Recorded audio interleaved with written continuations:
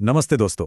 आज हम एक बहुत ही गहरी और सच कहूं तो रोंगटे खड़े कर देने वाली एक कहानी पर बात करने वाले हैं।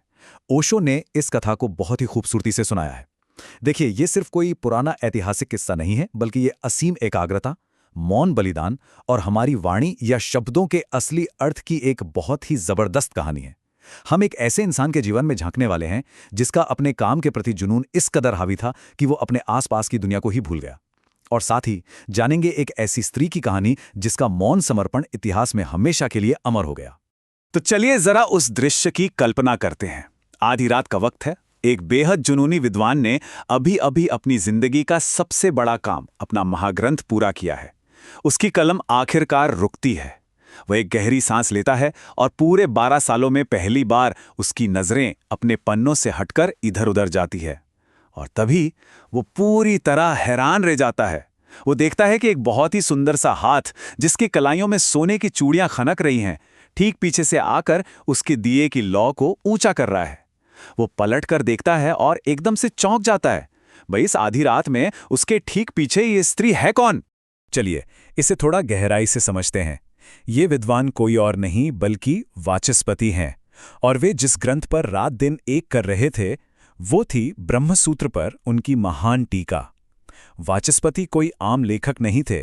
वे सुबह से लेकर शाम तक और शाम से लेकर आधी रात तक बस अपनी टीका लिखने में ही मग्न रहते थे।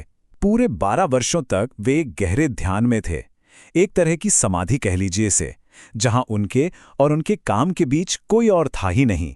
और आज पूरे 12 साल बाद जब वो टीका आखिरकार पूरी हुई है, तब जाकर उनका वो ध्यान टूटा है।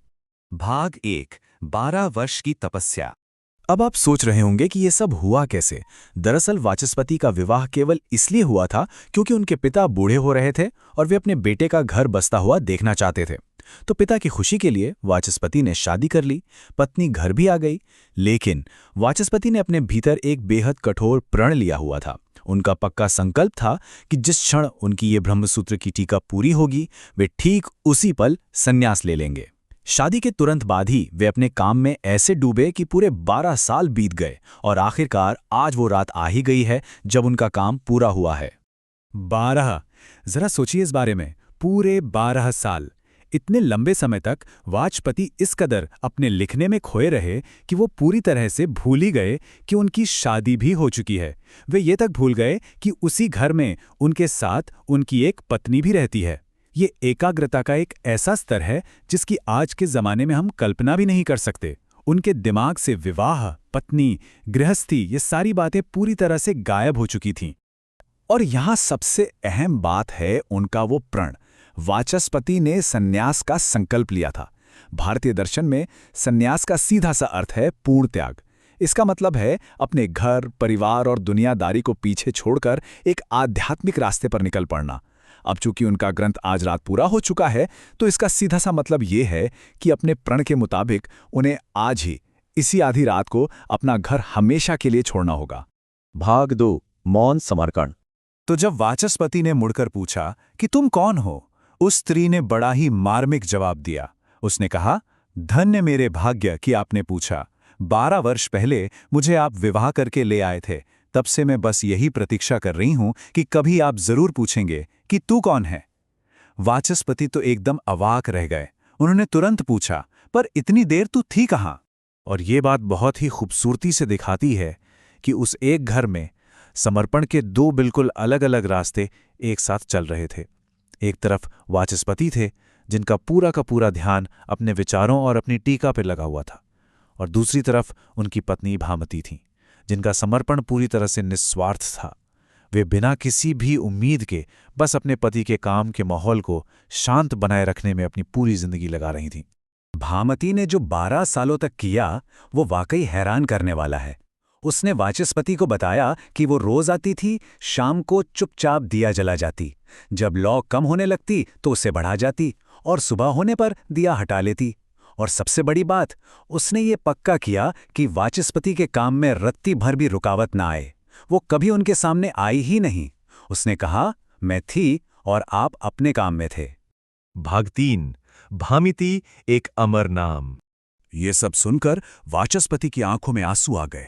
उन्होंने एक गहरी पीड़ा के साथ कहा, अब तो बहुत देर हो गई। मैंने तो निर्णय किया था कि जिस क्षण टीका पूरी हो जाएगी मैं घर छोड़कर सन्यासी हो जाऊंगा। तूने 12 वर्ष मेरी प्रतीक्षा की और आज की रात ही मेरे जाने का वक्त है। अब मैं उठकर बस घर से बाहर होने ही वाला हूं। अब मैं तेरे लिए क्या कर सकता हूं? जरा सोचिए वाचस्पति की दुविधा को। वे अपने प्रण से बंधे थे, लेकिन भामती के इस 12 साल के खामोश त्याग ने उन्हें अंदर तक तोड़ दिया था। लेकिन वाचस्पति भी एक अद्भुत इंसान थे। उन्होंने अपनी पत्नी से कहा कि ठीक है, मैं घर छोड़कर जा रहा हूं, लेकिन तुम्हारी स्मृति को अमर करने के लिए मैं अपनी जिंदगी भर की मेहनत इस महान ब्रह्मसूत्र की टीका का नाम भामती रख रहा हूं। अब यहाँ जो सबसे दिलचस्प बात है वो ये कि दर्शन के उस महान ग्रंथ का भामती से या उसकी जिंदगी से दूर दूर तक कोई लेना देना नहीं था। फिर भी सिर्फ और सिर्फ उसके मौन प्रेम और त्याग को सम्मान देने के लिए उन्होंने उस अद्भुत टीका का नाम भामती रखा। वाचस्पति को लगा कि भामती ये सुनकर बहुत दुखी होगी कि वे उसे छोड़कर जा रहे हैं, लेकिन भामती का जवाब वो सच में असाधारण था। उसने कहा, दुखी नहीं, मुझसे ज्यादा धन्यभागी और कोई भी नहीं। इतना क्या कम है कि आपकी आंखों में मेरे लिए आंसू आ गए? मेरा जीवन कृतार्थ हो गया। जरा सोचिए, 12 साल के एकांत के बाद भी उसके मन में कोई शिकायत नहीं थी। पति की आंखों में आए वे चंद आंसू ही उसके लिए सब कुछ थे। ओशो जब इस पूरी कथा को सुनाते हैं तो वे आखिर में एक बहुत ही गहरा निष्कर्ष निकालते हैं।